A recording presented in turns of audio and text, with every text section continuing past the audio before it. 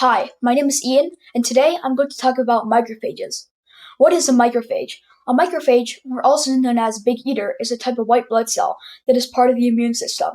It detects, engulfs, and destroys harmful particles such as bacteria, viruses, and dead cells. Macrophages also play a key role in presenting antigens to other immune cells, thus initiating an immune response.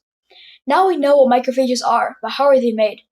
Macrophages are produced through a process called hematopoiesis, which occurs in the bone marrow. They originate from hematopoietic stem cells.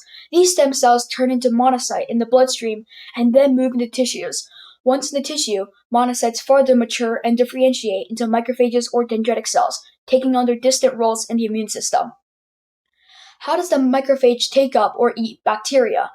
The whole process is split into three stages. First, the macrophage will use a process called endocytosis, which engulfs the bacteria. Then, the macrophage will trap the bacteria in an endosome and break it down using specific enzymes.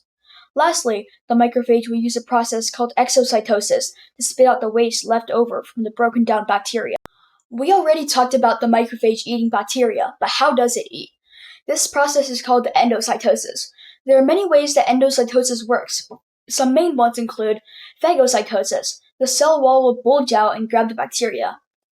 Micropenocytosis. Multiple small particles can be engulfed through this process.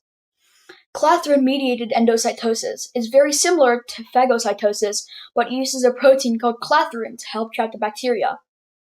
And finally, caveolin-mediated endocytosis, which is very similar to clathrin-mediated endocytosis, but instead it uses a protein called caveolin to help trap the bacteria. The very last thing I'm going to talk about is what kind of receptor the macrophage uses. Some receptors the macrophage uses include the TLR receptor, which helps locate and identify bacteria based on its surface pattern.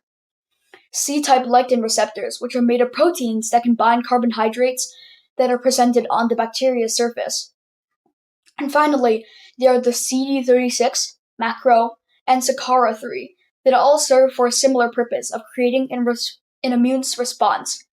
Those complicated receptors expressed on the macrophage's surface will help bind on the pathogens to facilitate the endocytosis process and activate the immune system.